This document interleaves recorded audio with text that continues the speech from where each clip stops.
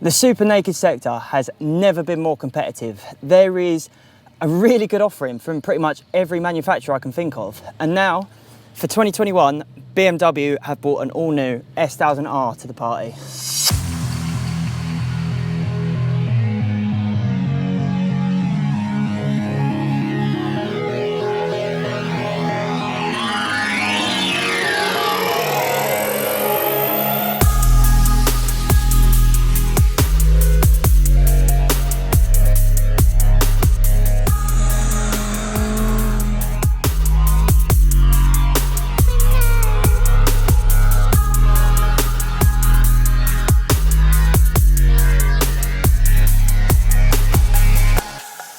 So what is it? Well, they tell us it's lighter, it's faster, it's smarter, it's better for all kinds of riding, from sport to touring to urban. And they've done this by giving it a whole new platform.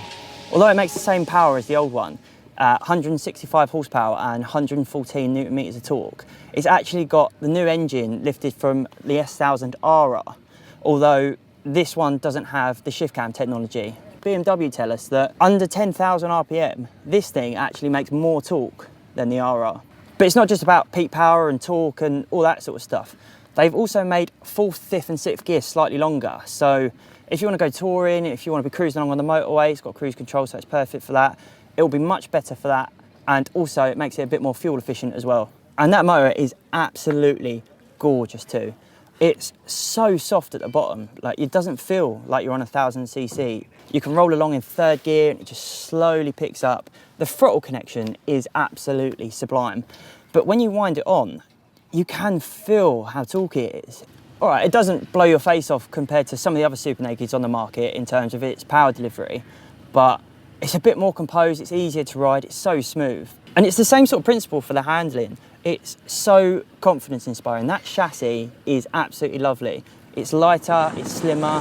They've got the underbraced swing arm as well from the S1000R, and the whole package just works so well. Because it's been on such a diet as well, it flicks so easily from side to side, and it just chucks it into corners.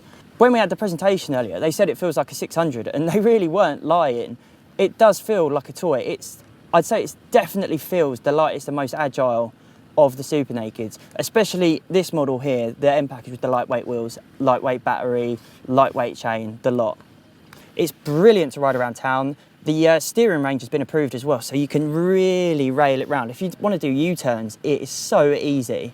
Sure, it doesn't have the power figures of some of the other bikes on the market, but when we asked BMW exactly why that was, their exact words were, they did not want to get in a willy waving contest. They say you don't get a faster bike with more power anymore. You make it handle better, you make it smoother, you make it more responsive, and that's how you make a bike ride faster. And they're not wrong. This thing is brilliant. It's also, as you can imagine, it's got a full electronics suite, brand new TFT dash, which is massive. Compared to some of the other options on the market, it's everything on this M package, everything from the heated grips to the cruise control is just absolutely sublime, and you can change between the modes so easily once you get used to it. As far as price goes as well, I think BMW really have pulled a masterstroke here. Now the bike actually starts at 12 grand for the basic model, but you can spec it up, bling it up, throw on what you want, all the way up to this here, which is just a nip over £17,300.